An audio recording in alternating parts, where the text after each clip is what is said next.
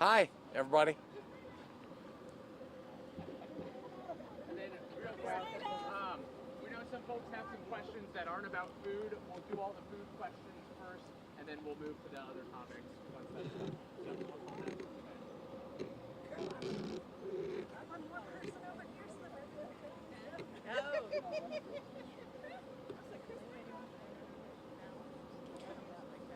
Are we ready, Mark? Are we ready to go? Good. Well, thank you all for coming. It's an important announcement we have today.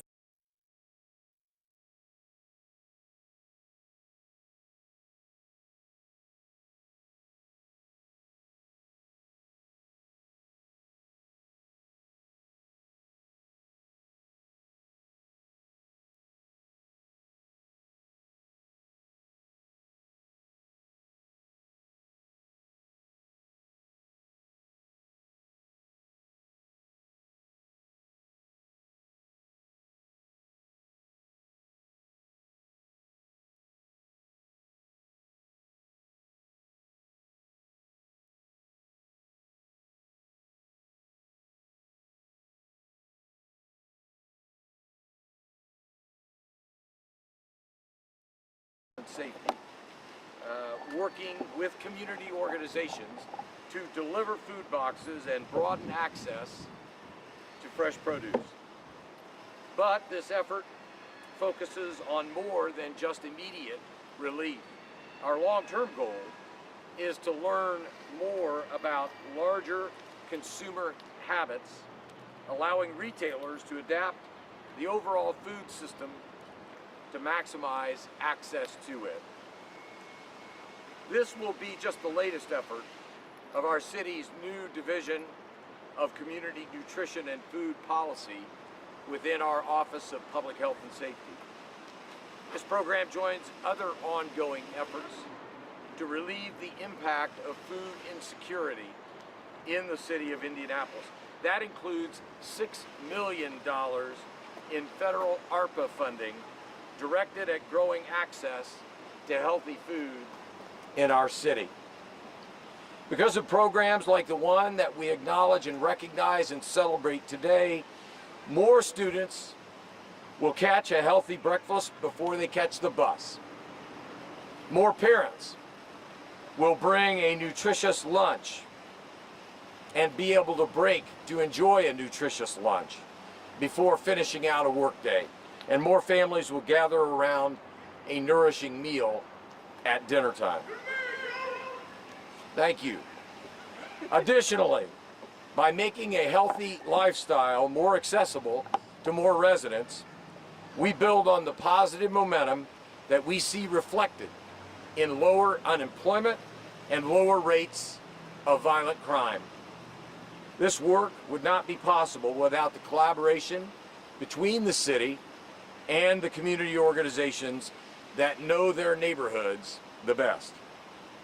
So on behalf of our city, I want to thank the Partnership for a Healthier America. And in that spirit, it's now my pleasure to introduce the Senior Vice President of Partnership for a Healthier America, Paula Reichel. Paula.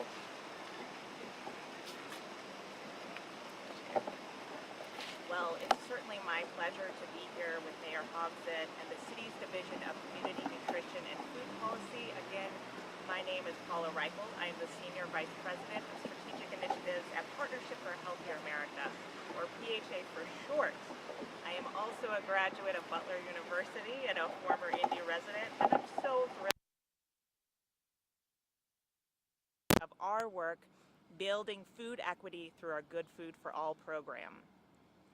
Good Food for All, which launched in Indy in the summer of 2021, provided more than 1,000 low-income families with more than 800,000 servings of fruits and vegetables over 12 weeks.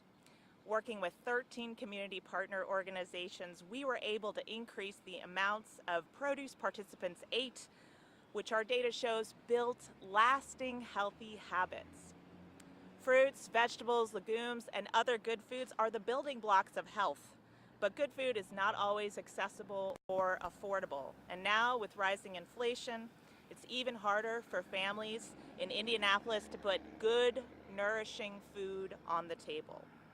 That's why we'll be providing 1,000 families with 5 additional weeks of free produce boxes, followed by 12 weeks of produce discounts, working hand in hand with Safeway Foods. While free food helps create nutrition security, ultimately families of all incomes want to be able to get the food they need from grocery stores. And so we look forward to helping families in Indianapolis meet their needs and applying what we learned to ensure that every family in every zip code has affordable access to healthy and sustainable food.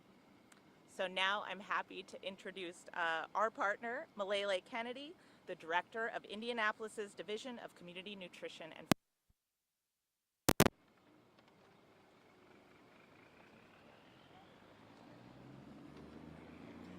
Thank you, Mayor Hogsett.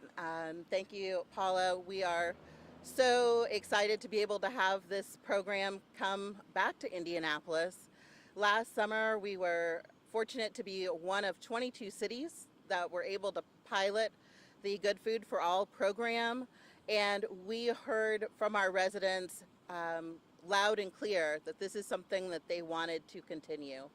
We know that there is not a one-size-fits-all solution to how we provide our residents with affordable and culturally relevant foods, but this is a good start to ensuring that we are out in the community and meeting their needs. We look forward to serving over 1,000 families during this period. Last summer, we looked at our numbers and it showed that we were successful in getting into communities of color with predominantly Black and brown residents being able to receive our Good Food for All produce boxes. We also know that we are reaching our families that are below the poverty line, with 73% of residents participating in the program. We listen to you. We want to continue to hear from you, and we want to be able to know how we can best meet the needs of each individual community. This is why we are looking at multiple approaches to being able to provide affordable access to nutritious foods in different communities. As Paula mentioned, we will be rolling this out through a partnership with our Safeway stores. In addition, we will have other options for families to be able to receive food. We want to continue to ensure that families have transportation to and from our local grocery stores. So our Lyft Grocery Access program will still be available and ensure that residents have that $1 ride to and from the Safeway stores that'll be participating in this program. So we want everyone to stay tuned for more as we roll this program out in the fall. Look forward to being able to do more in our community for our community. Thank you.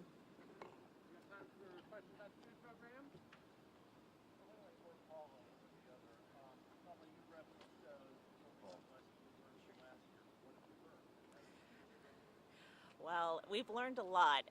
Well, we learned first of all that our theory of change was correct, that if you provide folks with an abundance of fruits and vegetables over a short period of time, that they develop a habit for those fruits and vegetables, and that they'll continue to purchase or acquire fruits and vegetables and build health for themselves and their families. But we also know it's not just any fruits and vegetables, it's not just any food. Quality is important, and quality matters. And folks commented on that. They were really satisfied with the quality of food, and that helps encourage consumption, quality and variety. So, you know, those are the pieces that we think are important to food equity and that we'll continue to see through working with Indianapolis into the fall. We're hoping to start in September. September, yes.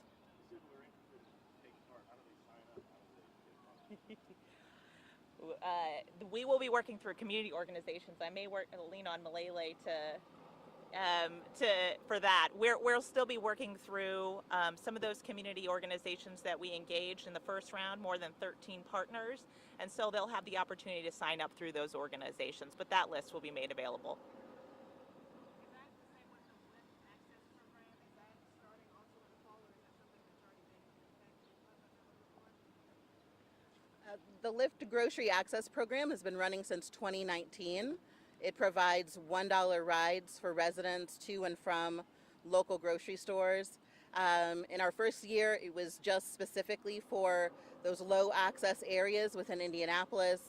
And then in 2020, with the pandemic, we were able to expand that. So any Marion County resident with the Lyft app can use the code FEEDINDY and get $1 rides to and from the local grocery stores. That they have to be SNAP certified stores in order to qualify, but there's no other registration needed, and once residents apply, that does renew every month.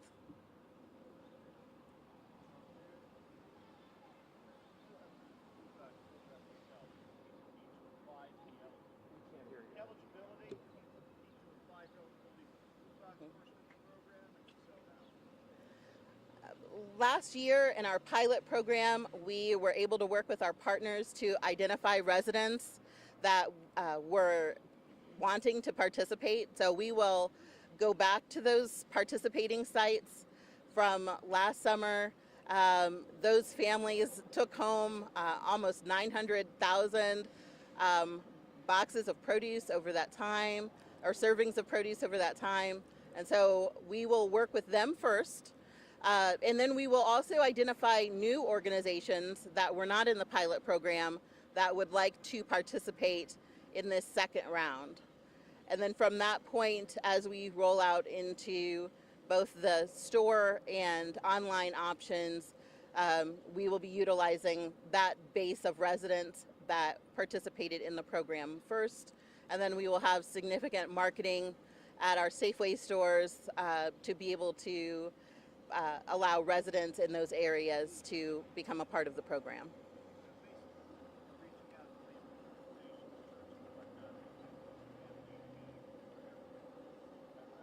Yes. That's good. We'll open it up, and I know we're sort of roasting here, so just 3 or so. There's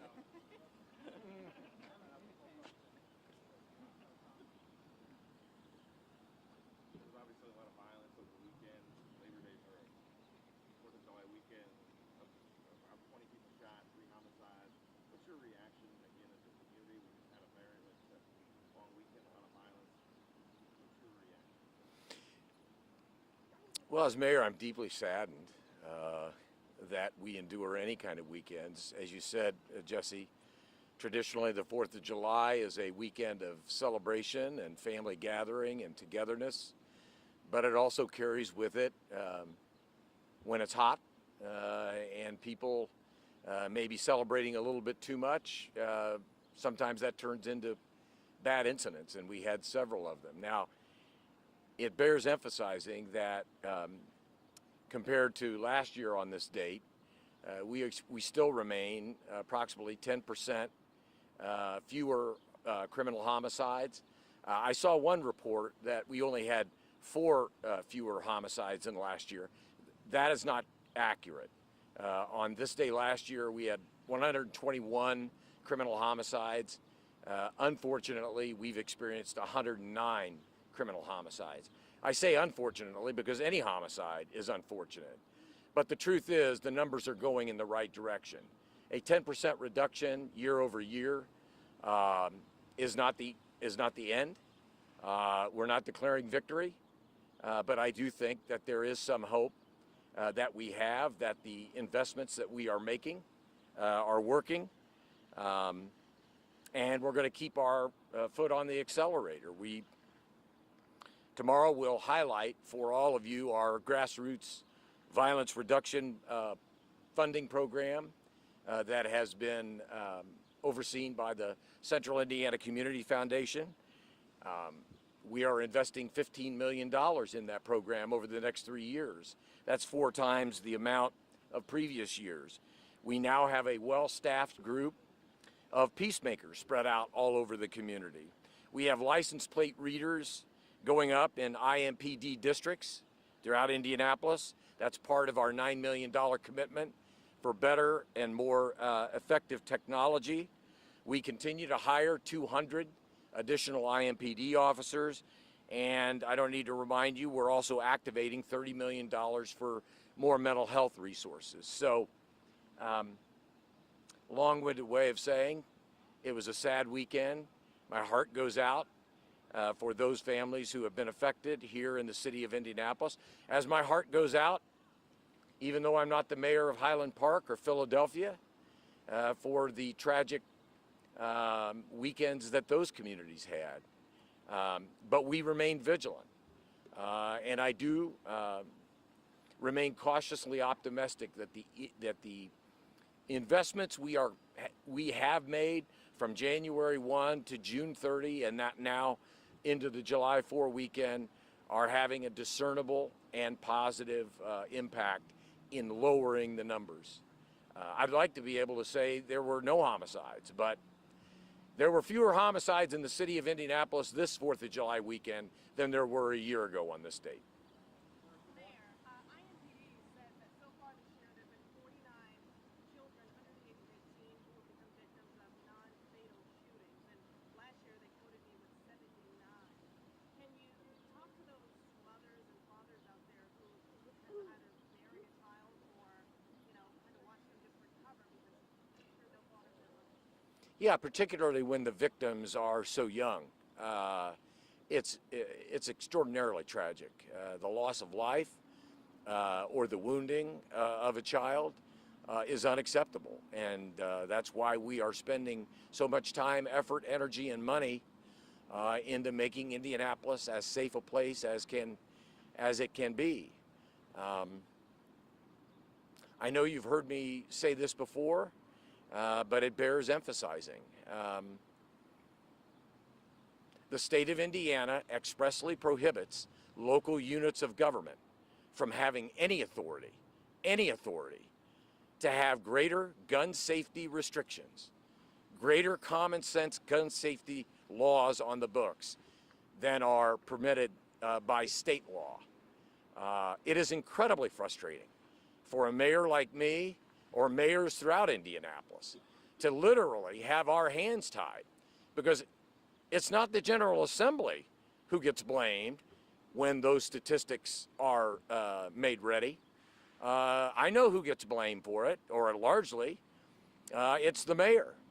And yet, the General Assembly says no mayor of Indianapolis, no mayor of Bloomington, no mayor of Rushville can have any greater gun safety laws applicable to the city of Indianapolis than what we provide at the Indiana General Assembly. So I'd like to do something about that.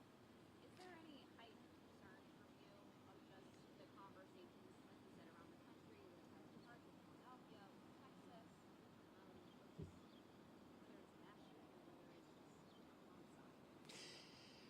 homicide? I think there's a unanimity among mayors to support what I believe are universally common sense gun safety laws that have been considered by the Congress, but in my estimation don't go far enough to get the to do anything that would get the guns out of the hands of people who have no business possessing them. That's the truth. The truth is today there are more guns on the streets of most major cities than there are people in those cities, and that's unacceptable. So I think there's a unanimity of support behind mayors, but we're not the ones with the votes. It's the folks in the United States Congress, and it's the folks right down Market Street in the Indiana General Assembly, who, by the way, are coming together in several short weeks to make some decisions. I'd certainly welcome a conversation at that point in time about gun safety regulations. All right, sounds good. Thanks, everybody. We can have Thank you all. Folks hang out a bit. If we need to walk to the shade, we Thank can do that you. too. Appreciate it.